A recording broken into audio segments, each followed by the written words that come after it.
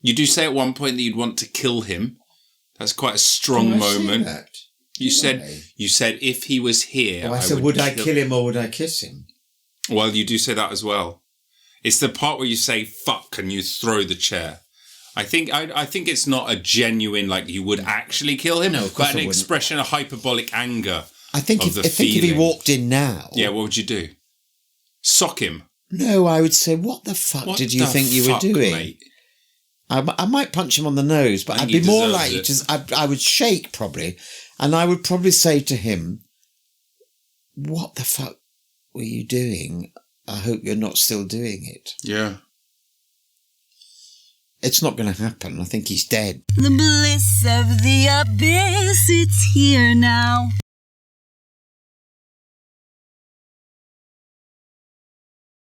Welcome back to the Bliss of the Abyss. My name's Robin Newmark-Jones and I am your host. Thank you very much for tuning into the show. Today on the show, we have the incredible story of Patrick Sandford, how he turned a lifelong career of being a director, an artistic director, a theatre maker, a writer, an all-round brilliant theatrical person, into an award-winning advocate. Well, he doesn't like to call himself an activist. He is an advocate for change. And this all comes from the lens of a deeply personal and intense story of childhood trauma and abuse, which was turned into a show called Groomed, which has now been performed around the world, won awards, performed in the Vatican, and turned Patrick into an advocate. And he is doing some amazing work out there for survivors of abuse. So I won't ramble much other than to say this story is really worth your time. Patrick is a wonderful human being. He has a real feeling for narrative and anecdote, but alongside that, an incredible passion for justice and a really powerful, moving story that is well worth your time. I'll drop all the links to all of the things he mentions, or at least try to. We cover a lot of ground in this time. So if anyone is listening and needs any help and is suffering any of these kind of situations, then all the links are there. And all I can say is that I'm so grateful to Patrick for sharing his story. I'm humbled. I appreciate it very much. And it gives me nothing but delight to say, without any further ado, ladies and gentlemen, Patrick Sandford.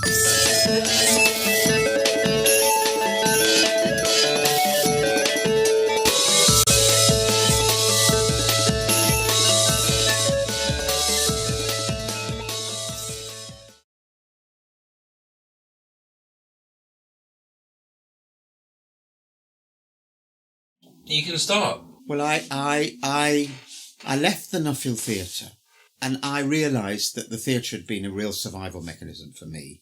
And I realised that I'd been having two parallel lives.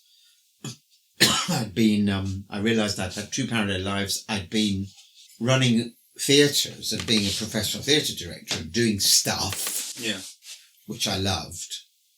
And I'd also been recovering from this childhood stuff, and I'd had a lot of therapy, and nobody in the theatre knew anything about that, because I always thought, I'm not going to take this stuff into the theatre. The people I work with, my colleagues, do not need to know about this. It wasn't that I was trying to keep it secret. I just thought, I'm not laying this on them. Right. You compartmentalised. Well, a bit. And then when I left the Nuffield, I resigned from the Nuffield. I'd been there 24 years and I thought, I'm not doing 25. I am 60. I'm going to leave and do other stuff. Right. It's going to be scary, but I'm going to do it. And I'm going to do it before somebody at the Arts Council asks me to leave, which they didn't. I did it under my own terms. That's much better. But 24 years, you must have been a bit institutionalised at that point. I'd offered my resignation twice before. Tried to leave. I offered my resignation when Mark Curtis, who was the administrator, when he left, I said, shall I resign at the same time? And they said no. And then a bit later, I can't remember when I offered it again. I think, because then I said I will stay until they build a new theatre, till they open the new theatre. Right. I said, that's the time for me to go. That makes sense. Oversee the transition. But the whole thing was so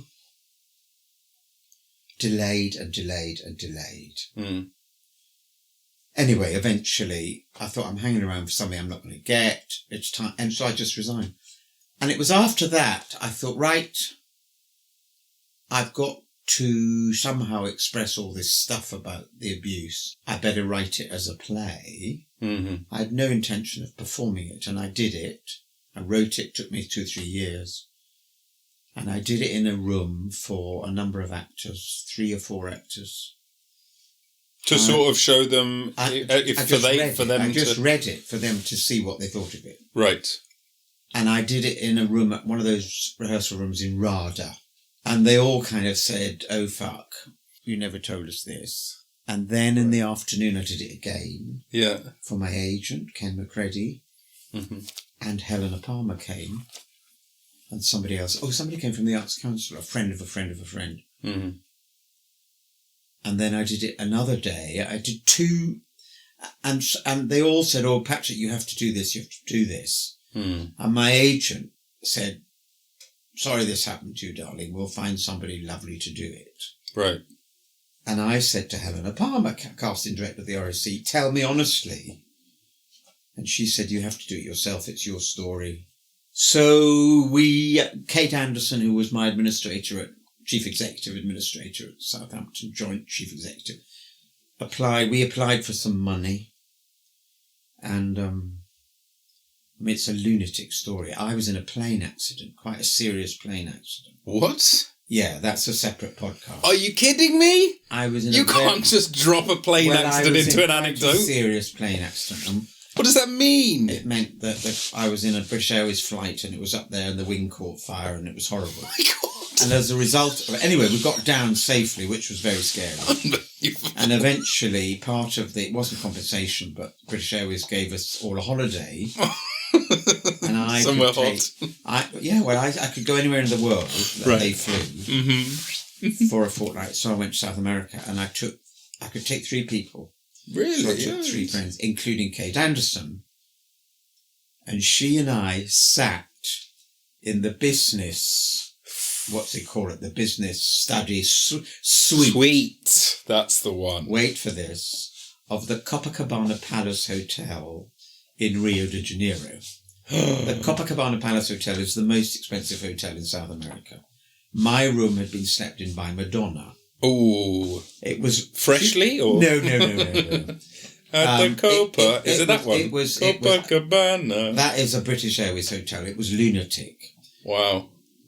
But we had to do this grant application. Yeah. So our other 2 friends were on the beach and we sat in the business suite doing this grant application. But you're on holiday. I know we were on holiday, but we wanted to get it in. And Nancy Meckler had agreed to direct. Nancy Meckler, of course, was the former director of Shared Experience. And I asked her to do it because she's wiser than me. I won't say she's older than me because that would be ungentlemanly. Yes. She's very tough. She's nothing to prove. And I knew anyway, we got the money within 3 weeks. That's good. And I think it was because of the subject. Blah, blah, yeah, right, exactly. Yeah, willingness to talk about something. We did some showcases. But and then all this time you're performing, and that's not really something you've ever done. I hadn't performed for 35 years. What was your last performance before this? Probably a bit of street theatre. In your youth? In my youth. Street theatre? I did some in the 70s. I did some of that thing that you call community theatre. I did some community touring and agitprop stuff. Right, really? Wow. And then I knew I wanted to be a director. So I hadn't been on stage properly for 35 years. And was it like a duck to water, or was it awkward as all get out? You'd have to ask Nancy Mack. Oh, come on! You must have some. What would she say? What would Nancy say? Nancy, I think if I had been not very good, she would have not wanted to do it. Yeah, that's true. I think Nancy said. She used to say things to me that made me laugh because I've been saying them for 30 years to actors. She said, she used to say, Patrick, don't play the emotion. Just let the emotion surface when it wants to. Don't play the emotion. Patrick, you're dropping the energy at the end of the line. God, I hate that note. And I said, how many times have I said that? I've said that to more actors than actors. And then occasionally she used to say to me, oh my God, you've remembered what I said to you yesterday. And I said, Nancy, I've been a director. Of course I remember what you said yesterday. I'm fed up of actors. Anyway, and she was brilliant. She was absolutely brilliant. Well, you can tell. And we did it. We did it and we ended up doing it at the Brighton Festival. And that was the first proper public. Perfect run. And, well, we did it for 3 weeks and then somebody rang us, a couple of months later and said, you are coming to the awards ceremony, aren't you? I didn't even know there was one. And I said, oh, I live in London. They said, well, you've been nominated. So I thought I'd better go. Yeah. Did they tell you if you'd won or not? We won 3. You won 3? But they didn't tell us till I was there. They didn't tell you till you were there. Good thing you went. We won 3. We won Outstanding Theatre, Best in Festival. I can't remember what the other one was. Performer? Most handsome performer. Yes. Best makeup. I can't remember what it was. Loveliest pair of glasses. I can't remember what it was. Anyway, that was a bit gobsmacking. And then we ended up at the Soho. We played for a month at the Soho. Yeah. And I got nominated Best Male Performer in the Off West End Awards. For an Offie? Yes. And I was then a finalist in the Offies, me and 3 others. I didn't win it. It didn't matter. Yeah, of course. But I kind of thought, oh, well, it must be all right. Well, sure. What you only just thought it then? After a transfer to the Soho? I found the whole thing, I found it every single day. I said to the stage manager in Brighton, I said, why am I doing this? Why am I doing this? This is so indulgent. This is such a wank. And she said, no, Patrick, it's not. This is a man expressing emotion. That's really important. Do it. Just stop. Just do it. And then when we did it in London, quite a lot of male survivors came. Yeah, I can and female survivors. And they obviously all liked it. So I kind of thought... Doing a service. I'm doing something useful here. Absolutely. That's what I thought when I watched it. And then this extraordinary, adorable man called David Orkin, who had been head of Channel 4 Film, said, well, we have to film it. And he and Nick Kent from The Tricycle kind of championed it. And they really got the film made. And Nick got this amazing head of... Nancy directed the film, and she had done film before. And that was great because she knew it backwards. And she and I did the screenplay, which was, a bit dialogue went. Yeah, of course. And this lovely man, Ivan Strasberg, arrived from Johannesburg. He said later that he'd only said yes because he assumed we wouldn't be able to afford his airfare. And when he said yes, I said, I don't care. He's coming. I'll pay his airfare. I don't care. Anyway, on day 1, I said to him, look, I've never done this before. You just have to keep me right. You cannot insult me. Just tell me if I'm being an idiot. Right. And he said, just look at the camera, talk to the camera as if you're talking to me. And we just did it in 3 days. And he stopped me a couple of times. There was one day we did a take and he said, stop. Nancy, there's a problem with the sound. We have to go again. There's a problem with the sound. I'll set that. And he turned to me and he said, Patrick, there's no problem with the sound. Here's the real deal, Patrick. What was it? You have to stop wobbling your head. You're wobbling your head, yeah? You have to stop wobbling your head. It's very distracting. So I tried to stop wobbling my head. And that's the shot where you're stiff as a board. And then on the last, there was another long take. Which I suppose they could do because I knew the lines so well. Right. And I thought, for God's sake, Nancy, say cut, say cut, say cut. And finally she said cut. And I sort of looked up. Yeah. And there were 10 people looking at me. Whoa. And I said, oh my God, you're all looking at me. Yeah. And Nancy said, of course they're looking at you, Patrick. They're doing their job. These are people working on the film. That's when I sort of realised I mustn't fuck up here. I've got to do this. It's all resting on you. And then on the last day, I mean, I suppose I was knackered. And at the end, I'm not surprised. There's a shot where I walk down the corridor into the hall. Yeah. And Ivan Strasberg said, Patrick, stop. Patrick, we're all tired. Everybody's tired. But you must walk in a straight line. For fuck's sake, walk in a straight... How do you expect the focus bullet when you... Walk in a straight line. So some more wobbling. I was doing more wobbling with my whole body. And I just thought... Wonder, does he talk to famous actors like that? I mean, you did ask him to talk to you that way. No, and it was fantastic. It was absolutely amazing. Clear. He just told me what I had to do and what I hadn't got to. And then there's a moment when I'm playing the perpetrator and he wanted me to go really close to the camera. Oh, yeah, I know that bit, yeah. And then he said, no, Patrick, close. Patrick, I've said close, go close. And like the lens is there. It's really close, yeah. That's the scary bit. And then ran the film, so we finished the film and it took us a year to...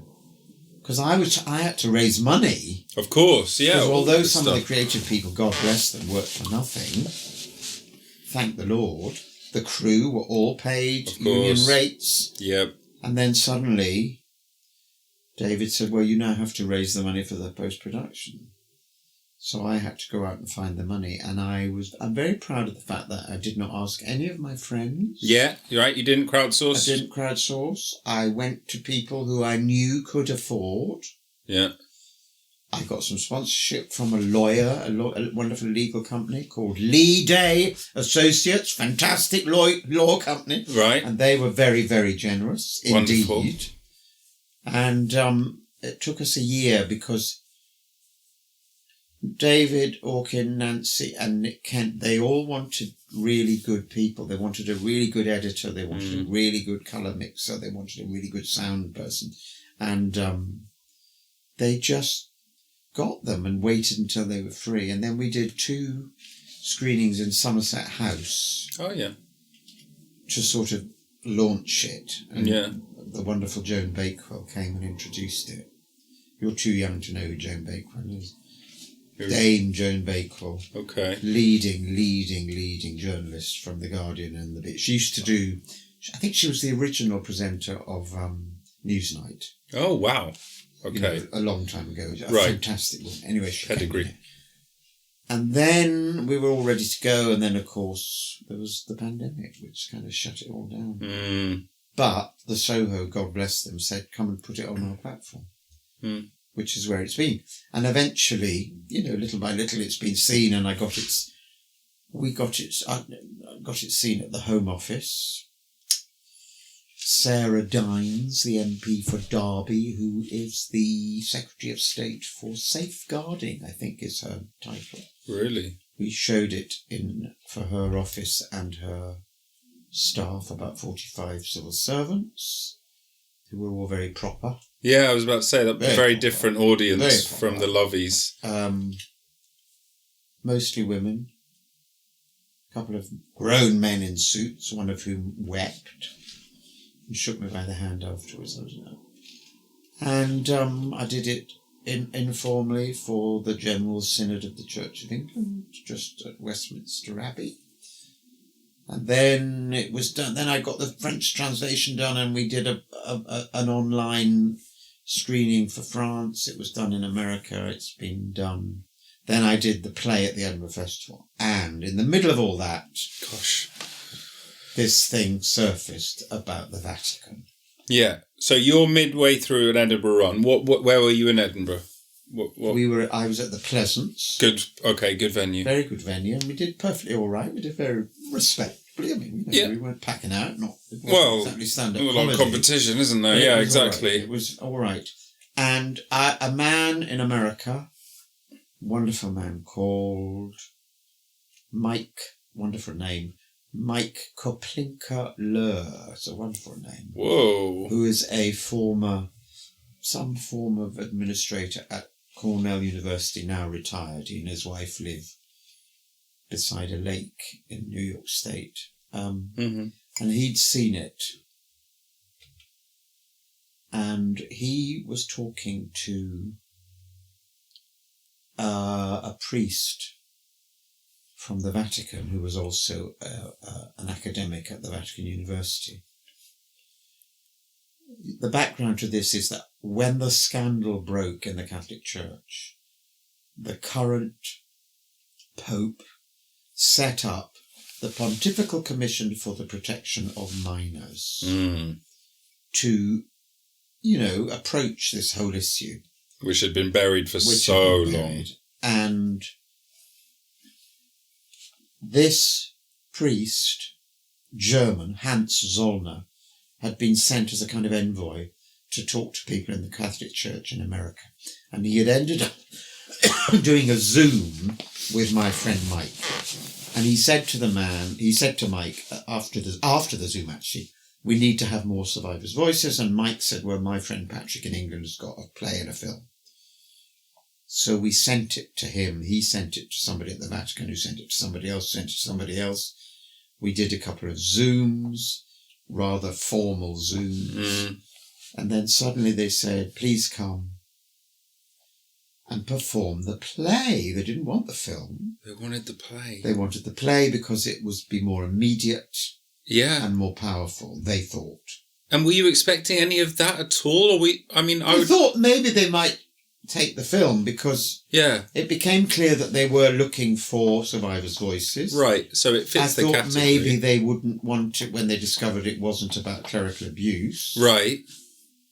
The Pontifical Commission for the Protection of Minors, which is like a tongue twister. The director of the commission is an Irish woman called Emma McCarthy, who is superb. She's an extraordinary woman. She's not a nun.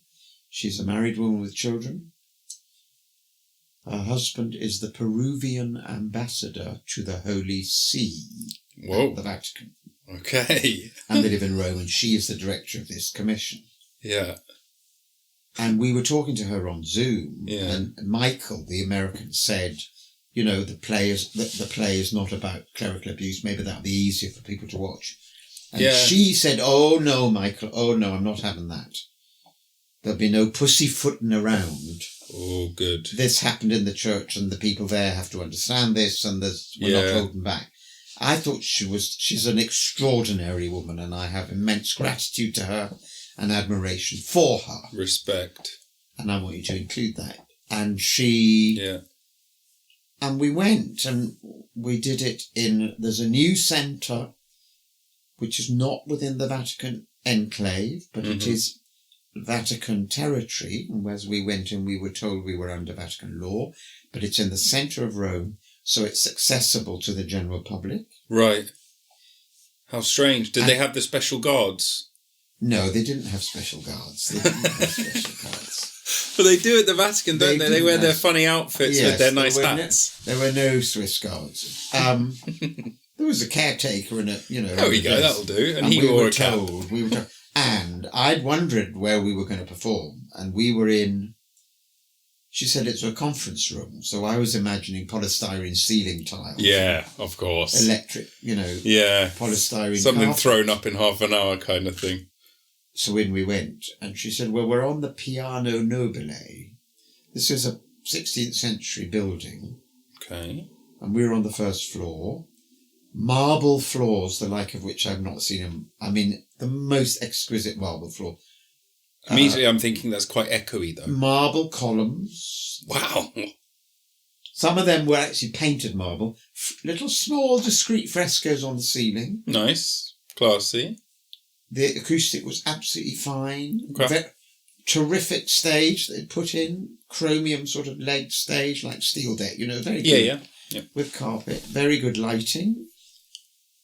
I mean, they'd done it really well. The audience, there were about, I suppose, between 40 and 50. There were supposed to be more, but the Americans had suddenly announced some kind of event at the same time. And That's right. Yeah, you wrote that in your piece. I think that might have been about Gaza. I don't know. Was it? So when was this? It was the 16th of November. It Okay. was 2 days before the 18th of November. The 18th of November is the annual United Nations World Day for the prevention of and healing from child sexual violation, exploitation, and I can't remember what the third. Oh, she thought the other one was a tongue twister. That's even more. So there was a purpose for doing it On that day. and the audience really. I went into a bit of a panic attack, if I'm honest. Really? Not about doing the play. I wasn't worried about doing the play at all. I'd done the play so many times. But you're at the Vatican. I was at the Vatican, the Yeah. Vatican has. Yeah, It has a difficult relationship with sex, doesn't it? I would say so. There's child abuse, there's celibacy, there is a very ambivalent attitude to LGBTQ. Yes, absolutely. So I was slightly with my head in the lion's mouth, and I think it triggered something in me, and I found all that quite difficult. However, the performance itself went well. How did you calm yourself down? Or did you have a friend? Was I had Nancy? Nancy was there. She calmed you down. She calmed me down, and I can't remember if I had a carbonara or a lasagna at lunch. Right, there we go. I think you wrote lasagna. You Maybe said it was you wrote lasagna. starter-size lasagna. That's right, we did. Delicious. And but actually, once the thing was set up and I knew I had to do it, yeah. well, you know what it's like. The sort of, you just think, right, I've got a job to do here. That's I've right. got to bloody do No it. one else is going to do it. I better do it, and that was fine. And In your mind, was there just the slightest inclination that maybe the Pope would be there? No. You never entertained it, even for a second, Patrick. No. Maybe. No, because I thought, well, certainly not once we got there, because I thought, well, if the Pope wanted to see this, Yeah. You'd have heard about it. I would have heard about it, and he would want it in a private audience somewhere in the Vatican. Right.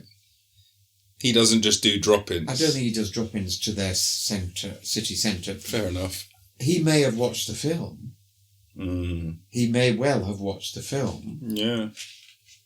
I didn't ask. I thought... Not your place. Well, no, I just thought, I'm just going to accept what I'm given here. Right. And I'd said to them, when they said, would I go? Yeah. And we talked about it. I mean, surely... She wanted to know whether the play, how similar the play was to the film, because she'd seen the film. Right. I think she wanted to know that I wasn't really swearing, or, well, you know. All right. Or there wasn't anything more graphic in it. Which there isn't. Which there isn't. I mean, I do say the F word, I do say fuck a couple of times. You do. Yes, you do. She said, and I thought, well, I'm going to do this on her terms. And I said to her, that we're coming to do this for the Vatican. I'm thrilled to bits. I want it to be useful in the way you want it to be useful. Right. That's a good way of putting it. And I will do it whenever you want me to do it, at whatever time you want to do it. If you want me to do it twice, I'll do it twice.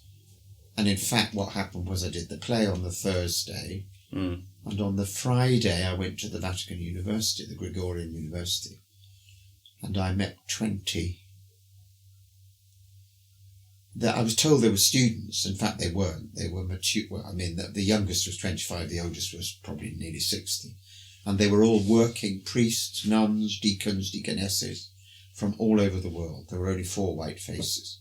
And they had all watched the film. Right. Wow.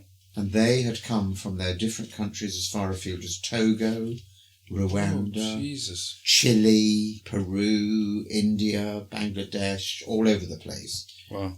They had come They had left their jobs and they had come for 2 years to the university in the Vatican to study in depth the phenomenon of child protection. Wow. And they were utterly committed to it. And I was to run a seminar for 3 hours, and I thought, what am I going to talk about? Well, we could have talked for 6 hours. Right. Once it gets going, it's extraordinary. endless. And I felt really useful. I thought, well, this is quite good at my age to feel I'm doing something useful. Yeah.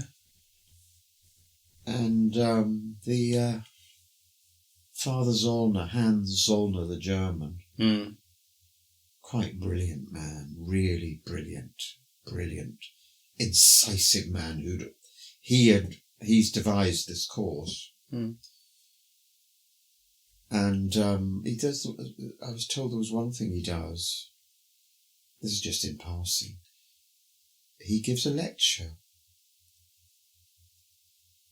in which he says people have to understand that homosexuality is not paedophilia. Because he said so many people think that anyone who is gay is a paedophile. Yeah. Which is just completely And there's voices on the right wing just reaffirming that bollocks the whole time. And he gives a lecture to these priests who've come, some of them from African countries. Yeah, right. And the other thing he said in conversation, he said whenever a minister of the church is talking to a survivor, there is a power imbalance because there is immediately a hierarchy. And he said if we are going to make progress, we have to take active steps to correct that power imbalance. And after I'd done this morning with the students, he came. He wasn't there because he was away doing something else, but his deputy was there. He came and had lunch with us. Yeah. And he walked into the little restaurant where we were having lunch. And as he walked in the door, I saw him pull off his dog collar and put it in his pocket. Whoa. And he sat down opposite me, and I could see T-shirt. And I thought he has done that. That's what... Because he does not want to sit down with a survivor. In fact, and Nancy's not a survivor, but he does not. He as a representative of the exactly. Catholic Church. He's doing what he said he'd do. He's taking away the hierarchy. That's beautiful. I just was so impressed. That's great. So we're in communication with him about possibly going back. Yeah. There was this wonderful lawyer from Sicily, from Palermo. A lawyer and his wife, they were at the play. Their English wasn't very good, but they obviously got enough at the show. They thought it was very powerful and really liked it and talked about it.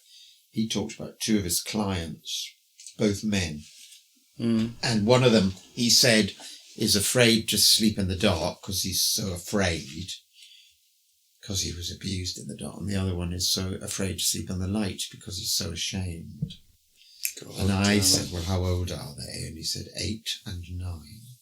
Oh, man. And my heart just, Imagine having a lawyer at 8 years old. That's so sad. I know.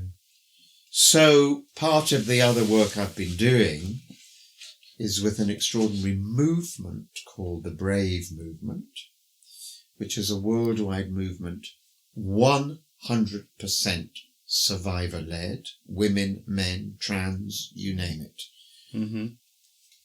And the Brave Movement is active. We're advocates for change in the way survivors are treated at government level, and that's what's taken me to Brussels twice. I was at the G7 in Munich. I wasn't actually in the summit, but I was outside talking to the press. And I've just recently been to the Assemblée Nationale in Paris, where they've been talking about the online safety bill. And this is one of the things one has to say about the United Kingdom. Yeah. We are, I think, the only country in the world that has an online safety bill on the statute book. It is now a legal obligation in the country of the United Kingdom for internet platforms and companies, mobile phone companies, to scan for child abuse material and to report it and remove it. And is that really the case? We're the only country that has that? We are the only country. And That's Europe, shocking. The European Parliament has just failed to pass the bill. Why? Because the pressure from the companies, particularly Apple, not to pass it is very strong, because they are all obsessed with online encryption. They are all obsessed with privacy. That feels secrecy. like I don't know. That feels like an excuse to me. Well, it's a big argument to have. That is a big argument, but they're obviously spending money on their side a lot, lobbying and stuff. The fact is they already scan for terrorist activity. Right. They already scan for malware. Of course, yeah. Oh, yeah, that's how they caught the people who were going to disrupt the stock exchange recently. So why wouldn't this for this material? This should be in the same, not the same category, but the same. Well, it is kind of the same category. I think partly the reason might be to do with cost. Well, I mean, but they're not short of a bubble tin. They're on track to be the world's first $1 trillion company. So, and there is an organisation called, now what's it called? God, I will remember what it's called. It's based in America. And at the recent opening of the new Apple store in San Francisco, they had one of those small planes pulling a banner. Oh, yeah. And the banner said, Apple, please scan the cloud for child abuse material. And they flew low over. Gosh. And you think, yes. Yeah. Great. I wish I could remember the name of the organisation. Are you sure you don't want another cup of tea? So 40... I will have another cup of tea. I'll boil the kettle. Is this what you want? This is fantastic, Patrick. Yeah. It's great. It's really interesting. Who listens to this? All sorts of people. But are they darlings? Are we talking lovies? Are we talking... I have some of those, yeah, I do. I have people from all around the world as well.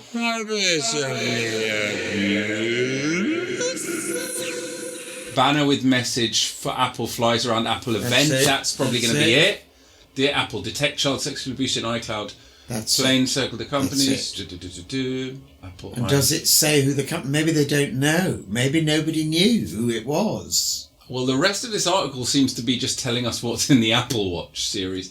So it doesn't. I mean, there's a picture of it. Oh, you could put that in and you could put in Brave Movement. Do you think it's maybe related to that? Well, they will have reported it. Heat Initiative? That's it. There we go. That's it. Hold on, give me your cup. Let me That's it. get you a lovely cup of tea. It's the Heat Initiative. They are fantastic, the Heat Initiative.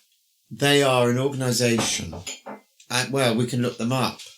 Yeah. They are an organisation and they're subversive. That's what they do. That's what they do. This is going back to your agitprop roots. Well, you see, I call myself an accidental activist. The bliss of the abyss. Because I've done I've done a lot of work on myself, and I'm very aware of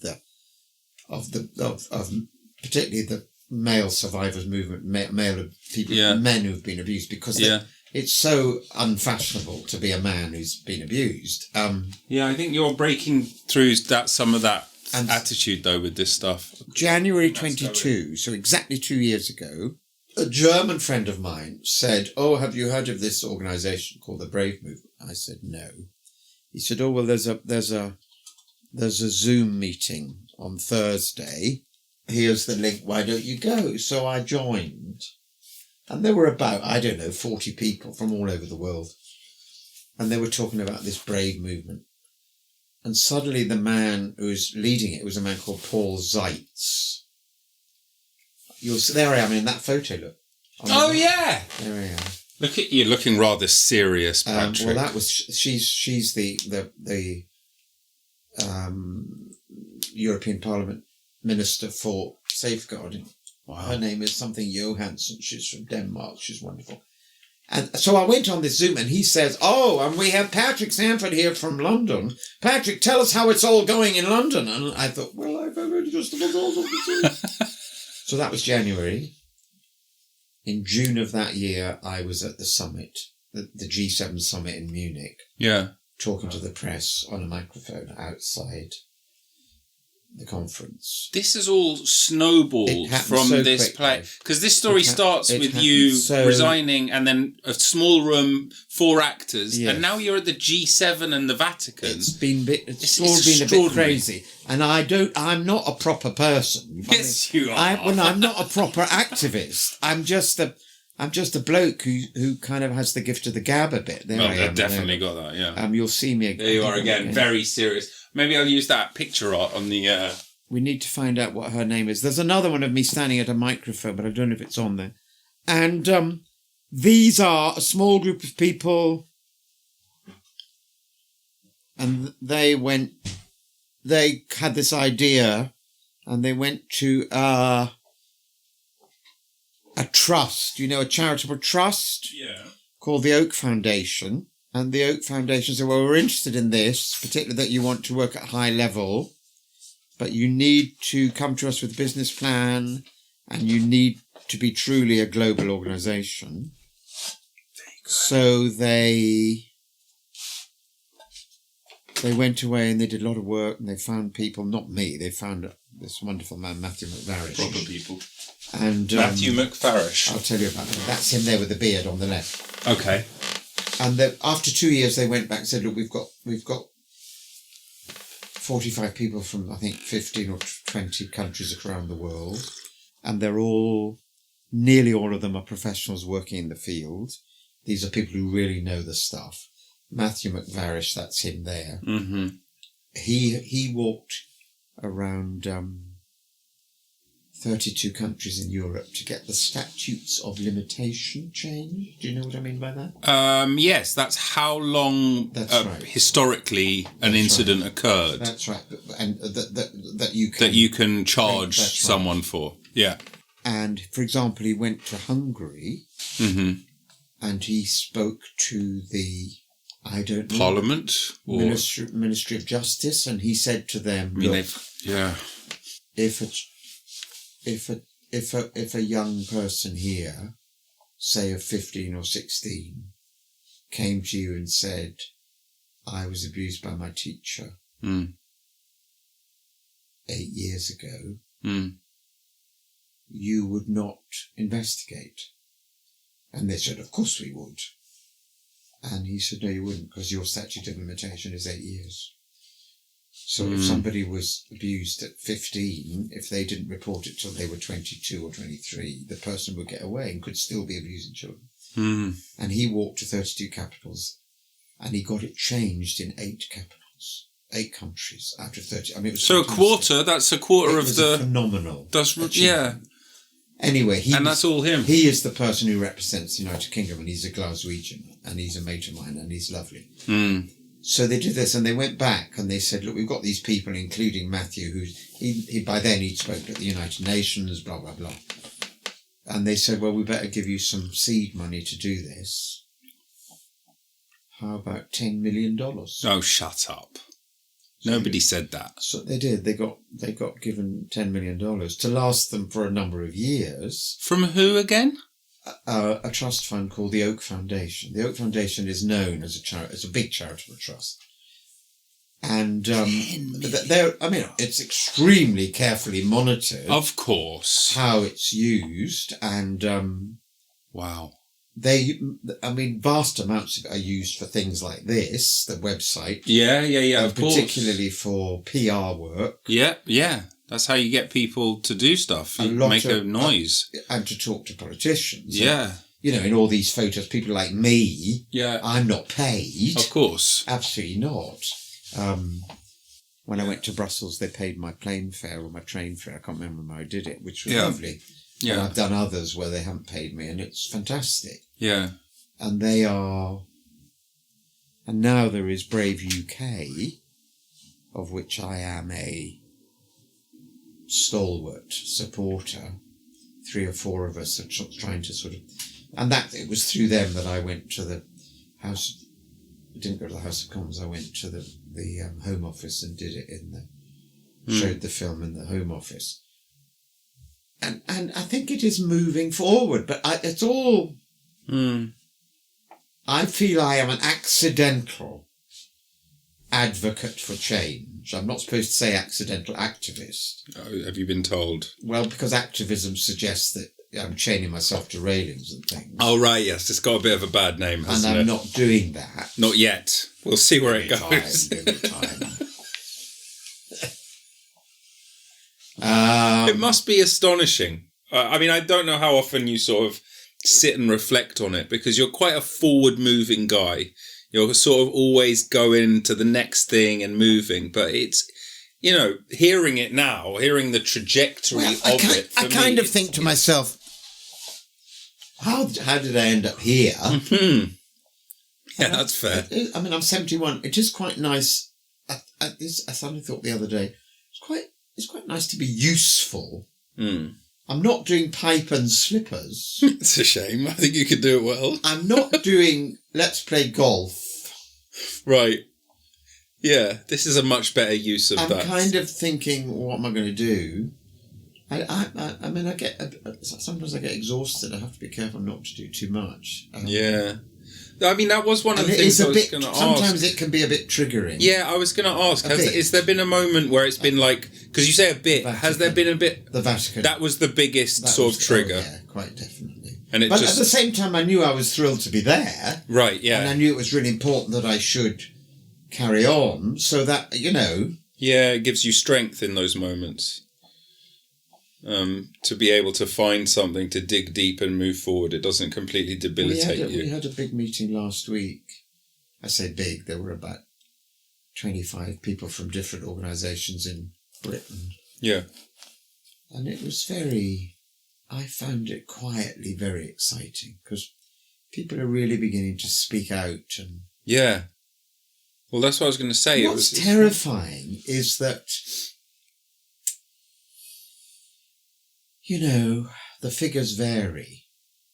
The people who are working in the field say that 1 in 3 girls, 1 in 6 boys will experience unwanted sexual activity before the age of 18. Yeah. Now, the most conservative estimates are 1 in 10 girls, 1 in 20 boys. That's still 1 or 2 in every school class. Exactly. And that per school, in a normal average size school, that's a lot of people. Now, roughly half of that is peer on peer. Mm-hmm. So that is 15-year-olds doing other stuff. Doing other 15-year-olds or younger or whatever. Yeah. But I'm not excusing that. No, but yeah. Or it might be 15-year-olds abusing their 8-year-old siblings of either gender. Right. These feel like different things. But the other half are adults. And a lot of them are abusing prepubescent children. Which is what happened to you. Yes. And that is just horrible, because the child is too young really to understand what's going on.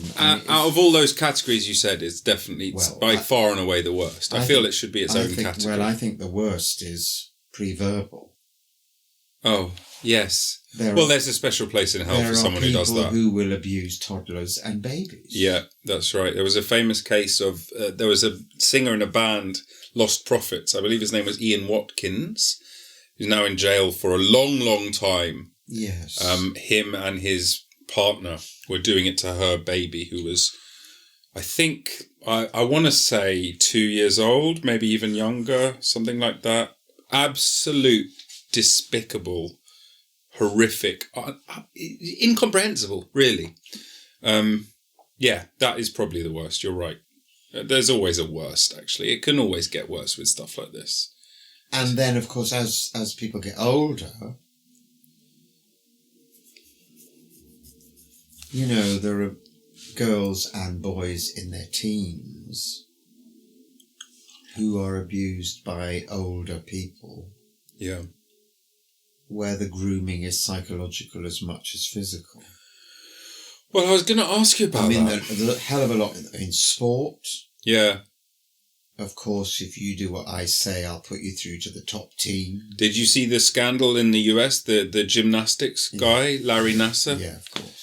That was a lot of that. Of course. And that was horrific, systemic, and hundreds. Yeah. And I mean, the whole thing, the scale of it is astonishing. And he's also in jail for donkey's years as well for all this stuff. But that doesn't stop it happening. And you know, there are doctors. Oh, God. I really just need to check your body. I really just need to check. We need to just check that everything's working properly. Oh, God. All that goes on. And it can be incredibly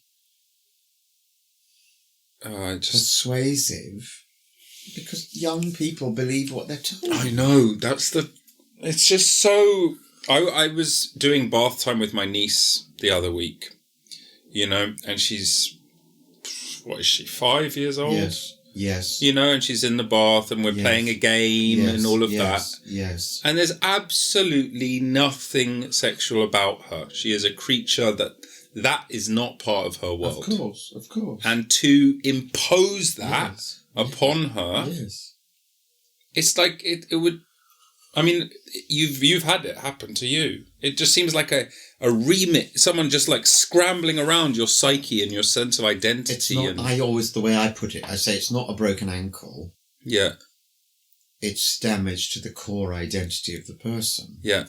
It's damage to the core psyche of the person. Yeah. And if it's not attended to, that damage is there for life and can be crippling.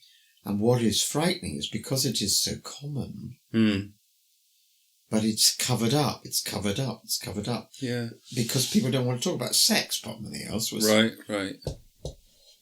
Even though that's what's happening. And a lot of it's in family, of course. There's inter-family stuff. Oh, that's the hardest to stop. Yeah. But the UK Home Office... Yeah. In a report that was published in 2019 or 2021, I think it was published,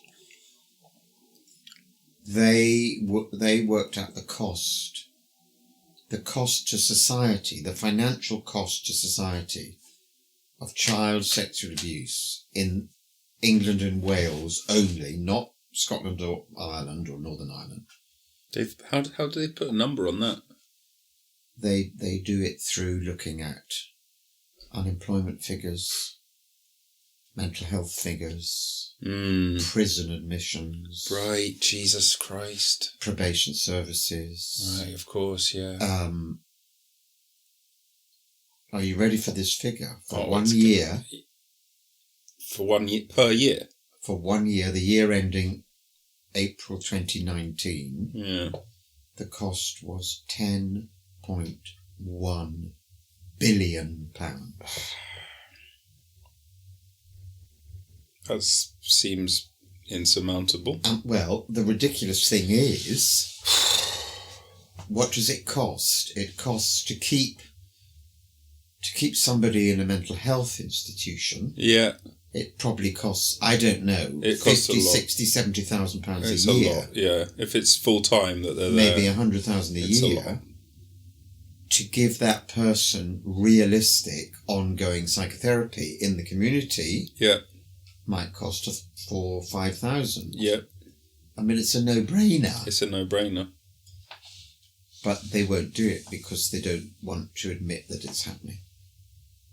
Is that why? Not to mention, I mean, it has been shown so many times, and I don't know what the percentage is, but I think it's between a third or half of all prisoners in prison have had sexual abuse.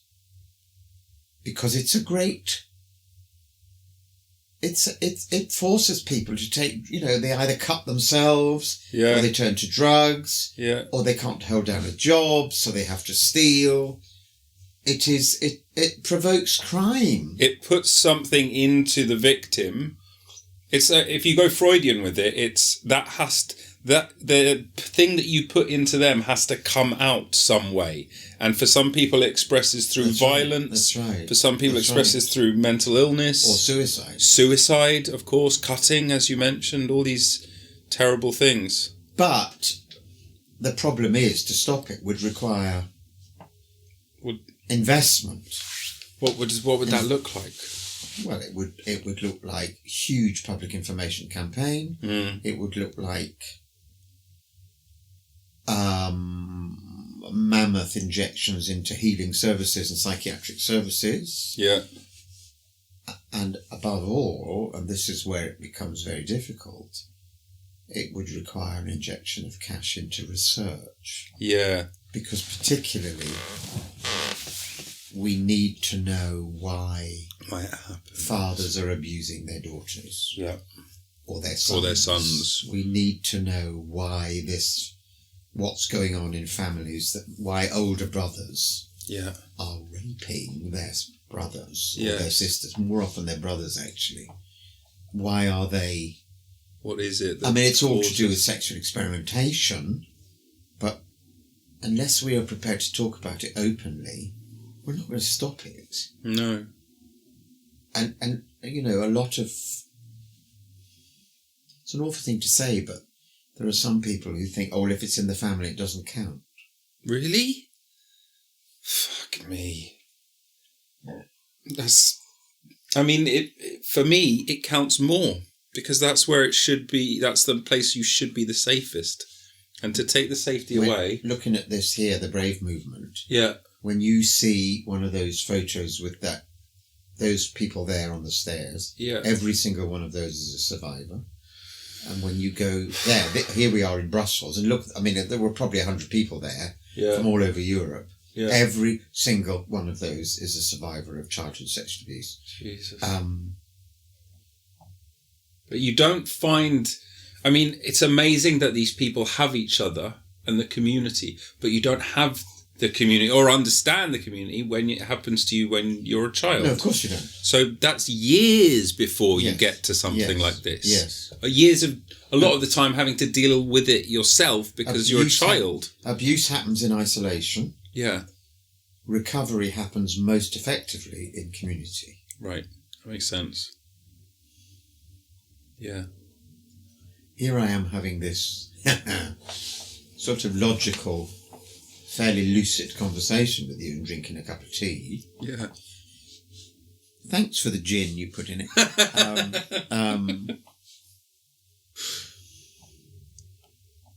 I consider myself very lucky in two ways. Okay. One, I was abused before the internet. Right. So my abuse was not filmed. It's not online. It's not going all over the world. Okay, that's a blessing. And two, I have a certain level of intelligence and articulacy, and I reached the stage where I knew there was something wrong. I better go and find help. Right. So I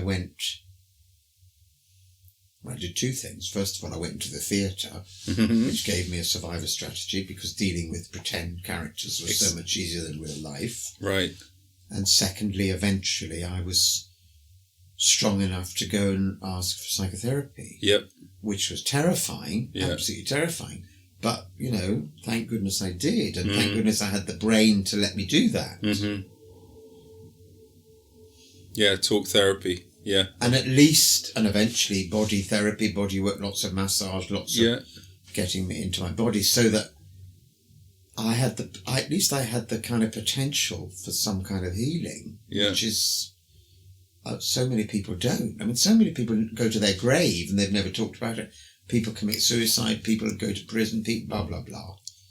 And that goes back to that point you were saying about how we fix it, which is a very difficult problem. But if there is more open public discussion and understanding of it, then people who do suffer from it at least know they're not alone. They're not alone. Yes. And what to do if it's happened to you, how to deal with that, rather than just internalize it and let it fester and become something that haunts you, or even worse, turns you into something that you don't want to be. Let's just talk about that myth.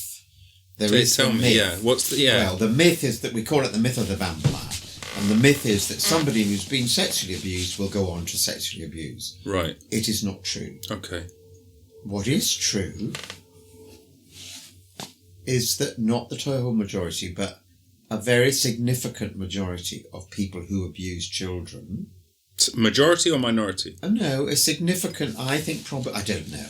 Yeah. But let me say, a significant proportion of people who abuse children have themselves been abused. Right. Maybe not necessarily sexual abuse, but they have been traumatized in some way. Yes. The opposite is not true. I know literally hundreds of male survivors, none of whom would dream of harming a child. Of course. Quite the contrary, because they've been through the experience. Right. The last thing they want to do is repeat it.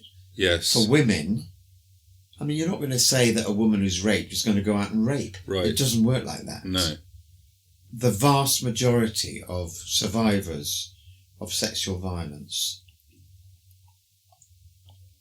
don't go on to become sexually violent. On the contrary, they go on to be protective and supportive, and occasionally, like me and those people on that screen, they go on to be articulate and to fight for measures to stop it. Right. Well, that myth has got to be scotched and abandoned. So I understand it now. So people that myth is because people are approaching it from the wrong way round.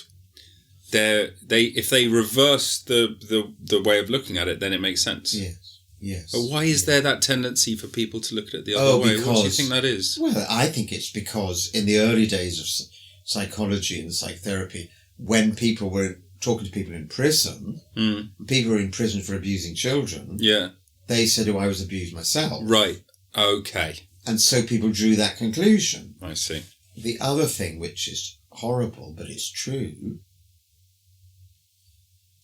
is that it's quite frequent that people accused of sexual violence will claim to have experienced it because they think it will sort of give them the easy road. It will give them an easier course in court. Yeah. If I say I was abused, then they will understand why I've done it. And they'll be lenient in sentencing. Exactly. And that's true of anybody. There are... But that's true of all crime. That's true of all crime. I was brought up in a criminal family, so of course I became a criminal. Yeah. Right. People are going to try it. And then, maybe it works on the jury, maybe it doesn't, right? But they're going to give it a shot. There's nothing you can do to stop that. People are chances. One thing I did want to ask you about, this might be controversial, but although you've named it Groomed, but there is a point in it where you ask the hypothetical, like born like this, about the abuser. I wanted to ask you about that. Do you think that sequence? Yes. Where the teacher who abused me talks to the audience. Yes, that sequence. Why are you looking at me like that? Yes. That sequence was not in the play at the beginning. Right. I put that in, I can't remember when, I think when we went to the Soho. And I put it in because I didn't want the play to be black and white. I didn't want the play to be victims and villains. I wanted it to be more complicated than that. Right. And also, by then, I suppose I was, I don't want to say brave enough, I want to say kind of open-minded enough to want to consider the place of the perpetrator. And I had talked to, I think, 3 perpetrators. Whoa. Who I met by accident. Not as research for the show, No. I was in, years ago, this was years ago before I wrote the show, do you remember that? You're probably too young. There used to be something called the men's movement. No, I was too young for this. What? And there were things like, what is it? A men's weekend, and men go and talk to each other. I'm not talking about gay men. I'm talking about all men. And you go and you leave your wife behind, and you go and you like men in sheds, all that stuff. Yeah, and it was sort of pro men. It was all. Men talk about their feelings. Men be men, but also talk about their feelings. Okay. And I was at a weekend in Newmarket. Sure. And there were about 15 men, I suppose, all different ages. I think there were only 2 gay men there, maybe 3. They were all straight. Yeah. And it was the Saturday night. What we're going to do? Somebody said, "Oh, let's do the truth game." And sure. Somebody then said, "Okay, let's have a round where we talk about our sexual fantasies." Okay. Right, you've all had a few drinks. People. In fact, we haven't had a few drinks. No, you just tensed up. So actually, it's really awkward. Well, why did you all agree to that? And we went round. Yeah. And the 2 men I'm going to tell you about. One man said, "Well, my sexual fantasy is 8-year-old boys." Jesus Christ! And I nearly fell over. I was so appalled and horrified.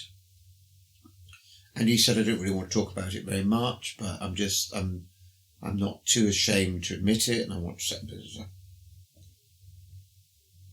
And he was the one who said, "I was born like it. It's a normal, blah blah blah." And then I was aware there was another man on the other side of the circle, a young man, terribly upset. Yeah.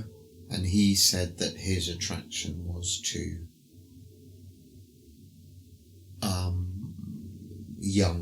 young teenage girls. And he talked about experiences that he'd had with his mother. I'm not going to talk about those. Right. And he was sobbing and saying that he was having psychiatric treatment. Oh, not surprised. That he had never offended and he had no intention of offending, and that he was clearly in great pain about this. After which, when it came to me, for me to say, "Well, actually, I'm just an ordinary gay man," it's somewhat easier to say.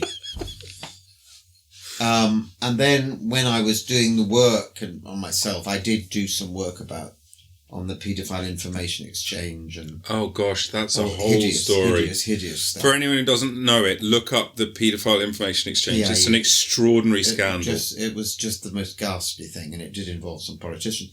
Yep. But you can go online there and you find some statements. Yeah. And I included some of those in that monologue. And I did it. Actually, no, I must have been trying it out in Brighton, because we did a performance in the studio at the Mercury Theatre in Colchester. Oh, yeah. I've been there. And it was a brand new studio, and we were one of their first plays. We did one night. And we got an audience of about 80 people. And at the end in the Q&A, because there's always a Q&A, a man stood up at the back and he said he thought it was a scandal that I should give a voice to the perpetrator. Castration's too good for them, all that. Right. And I said, well, and then there was a woman who literally had a blue rinse. Do you know what a blue rinse is? No. What's a blue rinse? A blue rinse is when an elderly woman has grey hair, she has a little pale blue rinse put through it. I see. To make it, anyway. Give it a splash of colour. And it tends to be rather right-wing, intelligent people. Okay. And not intelligent, right-wing Tory people. And she said, "Well, I came to see the play tonight because I wanted to see the new studio theatre. Oh. Because I'm very interested in small-scale, intimate theatre. And I was very excited that the Mercury Theatre had got a studio. Right. And I want to say I thought it was a jolly interesting play, jolly well done." And I said, "Oh, thank you very much. Thank you. Do you by any chance write for the Times?" And that kind of diffused the anger from the man. Yeah, of course, break the ice. But I personally feel that unless we are willing to talk to people who commit these crimes, then we're never going to understand. We are not going to understand, and we are not going to stop it. Yeah. Now, I wasn't talking, but I was giving voice and writing and speaking verbatim things I had read or heard. Yeah. And there are organisations. There is a fantastic organisation called the Lucy Faithful Foundation, I think it's called. Lucy Faithful with two L's. Lots of homework for this show. I think it's Foundation or Trust. Okay, well, this should come up. Lucy Faithful Foundation. Stop It Now. Yeah, Stop It Now helpline. 0808 And they work with perpetrators. They work with, quite a lot of them are ex-offenders. Mm. And they work to stop people reoffending. Mm. And there's another organisation called Stop So, and they work, Stop So UK, that's it. Tackling sexual abuse. They work with anybody. You do not have to have been an offender. They work with anybody who feels tempted. We work with those at risk of turning thought into action. So anybody nip it in the bud. An impulse can ring them, and they get non-judgmental. What is outrageous is that Stop So gets no financial support. I was just about to say, how do they survive? Lucy Faithful gets money from the Ministry of Justice. Stop So I don't think get any money at all. If you want treatment, you have to pay for it, and it's about 80 quid a session. Yeah. Which I just think is iniquitous. However, I bet it's because, I mean, this is a bit. I know why it is. Oh, really? Oh, I know. Okay, good. Well, tell me, because then I'll see if my instinct was right. Yes. Don't want to be seen. That's what I was going to say. To be given money to perpetrators. You can imagine the Daily Mail headline of taxpayers' money used to fund paedophile, all of that stuff. And there is an extraordinary man called Michael Seto, Seto, who is a Canadian, and he has done more work than almost anybody in the world. Forensic psychologist, sexologist, and author. Right.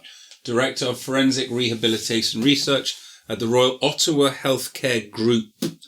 And he has researched, and he believes that between 1% and 2% of the male population reach puberty and discover they have an attraction to underage children. Right. So he believes it. 1% and 2%.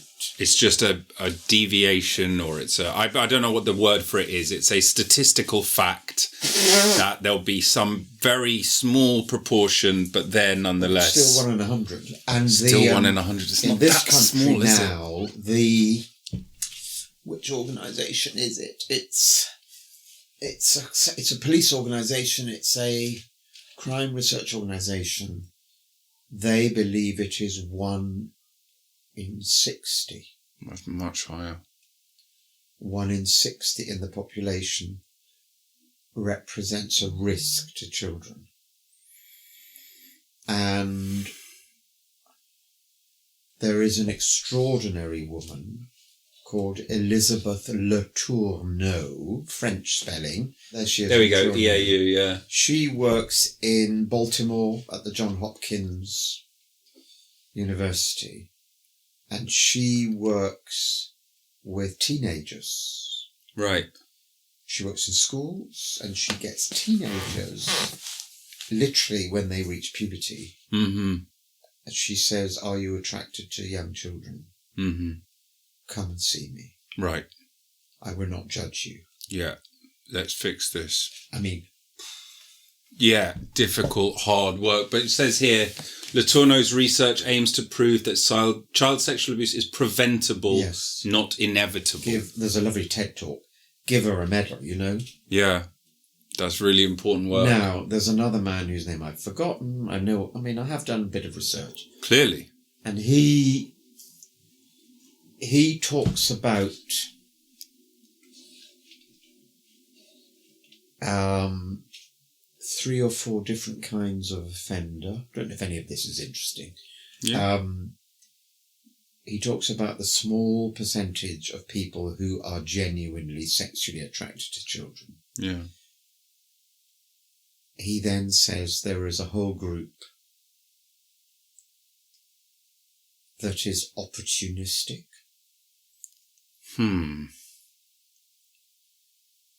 Somebody's drunk, somebody's feeling horny.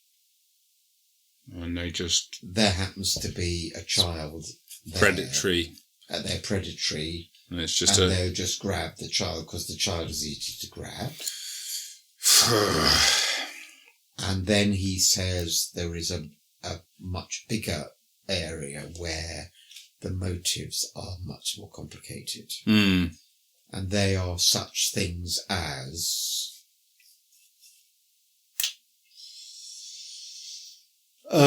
so... like power. Your mother won't have sex with me anymore. Right. Yeah. Punishment. Stuff like that. Or frustration. But how can you... The mother who the husband's left home and she's a single mother. Yeah. And she says to her teenage son, "Oh my God, you look just like your father did when I first met him. Come and have a shower with me. You have to learn where to put your fingers." Oh, God, Patrick. You don't have to put that bit. No, but it's important that actually, I think, I know I'm saying that because it's a lot, but actually... I'm not saying I've met that person. No. I haven't. But I do know definitely happened. I have met men who've been sexually abused by their mothers. I have met lots of them. Yeah, it definitely happens. Exactly. I work for the charity Mankind Charity UK. They're based in Brighton. They work with male survivors. I'm now the vice chair of the board. Congrats. Of the men who come to us, now this is only men who come for therapy. Right. 40% of the men who come to us were abused by women. It's that high, 40%. That doesn't mean by their mothers. No, of course. That might be by teachers. That might be by, their peers at school. Yeah. That might be...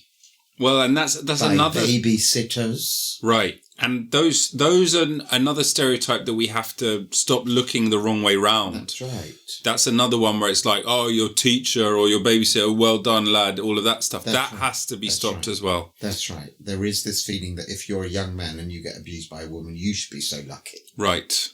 Exactly. That's so wrong. So, again, the way to fix it is putting money and attention and removing taboos about it and the research. So I want to say, ha ha ha, I don't think I'm a weirdo. Well, I beg to differ, but I guess we can agree to disagree. We've had this conversation. Yes. But I am a survivor. Yeah. I have got a sense of humour. Yeah, I am a creative funny. artist. I've just directed a pantomime. I've been 35 years of being an artistic director doing all sorts of plays. Yes. So I'm not some strange, bizarre person. Well, I'm challenging the last one. I mean, when we've worked together a couple of times, actually. I had the best time. You're a wonderful person to hang out with and work for. Thank you. But you are an oddball, and I know that because I am an oddball. And game recognised game, as they say. Yes, I think so. But I think that's a badge of honour, personally. But if anybody's listening to this... Yes. And it makes them want to go and find help. Yes. The Survivors Trust. I shall link all of this in the episode, but that's another good one. The Survivors Trust is an umbrella organisation, and so they can point you in the right direction. The Survivors Trust is a wonderful organisation, and you can put in your postcode of your region. Also, if you're a woman, rape crisis anywhere in the country. Yeah. Rape crisis will also deal with any kind of sexual violence from any age, including underage. If you are a man, Survivors UK. Gosh, there's so many of these things because it's so common. Survivors UK, and then there is an organisation called the number 1 in 6 UK. 1 in 6 UK. Is it there? Yeah, it is. Sexual abuse of boys and men, confidential and that support. Has a huge. That will give you organisations across the country. And if you are experiencing unwanted thoughts about, being interested in children, then the Lucy Faithfull Foundation or Stop So. Yeah. Because the wonderful thing about those organisations is you will not be judged. Yeah. Gosh. If you want to watch my film... Yes. That's right. The website is www.sohotheatre.com/player, Player. And then you scroll down to Groomed. Yes. And I'll put a link straight for it in. It should be there. In the show. Is it there? There Adam Hess, there you are, Groomed. And it will cost you £5. The £5 does not go into Patrick Sandford's pocket. That's a shame. Do you not see a penny? No, the £5 goes to really promoting and distributing the thing. Yeah, that's the same for my show. For example, I've just done subtitles into Italian. Wait, can you speak Italian? No. Oh, subtitles, sorry. No. I thought for a second you were dubbing it. But you can speak French, can't you? I speak French. I did the French subtitles in French. But the other ones, you pay £500 for this, 500. I had to find £500 for the British Board of Film Censors Classification. Oh. So that's £500 to get an illegible signature on it's not even on the film. But it was very funny. Because we showed it at the Covent Garden Cinema and they said, you're showing it in a public cinema, you have to have this. Right. We can give it to you for £90. Oh, a deal. But you will only be allowed to show it in Camden for the rest of A Camden licence? What is this cartel? A Camden licence. If you want to be able to show it all over the world, it's 500 quid. For an illegible signature. Camden is worth almost a fifth of the world. And we are outrageous. We are a 15. You're a 15, that's the rating. I think that's fair enough. We're a 15. There's a couple of F-bombs in there. There's some pretty mature themes explored. Yes. Yes, I can see that. Not an 18. You do say at one point that you'd want to kill him.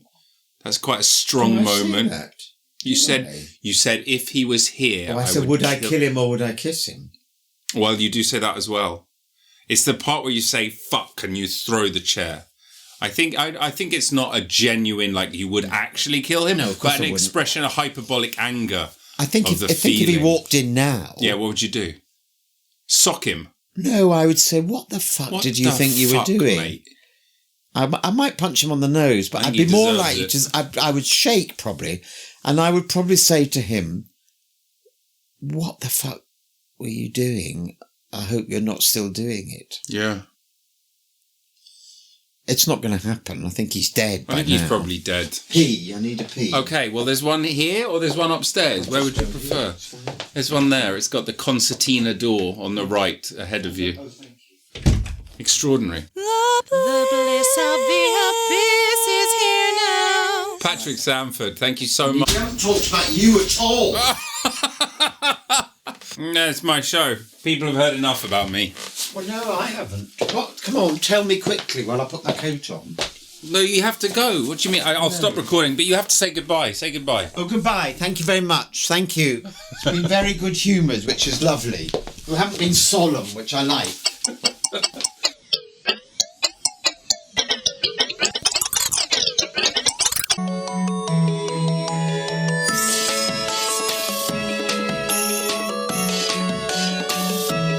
Really helps me continue making this show. If you haven't enjoyed it, then you can fuck off.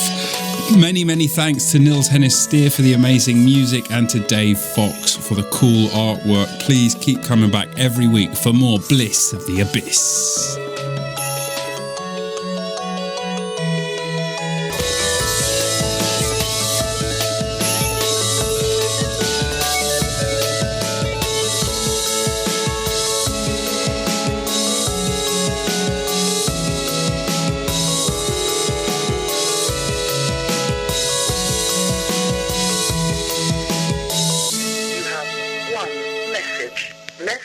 1.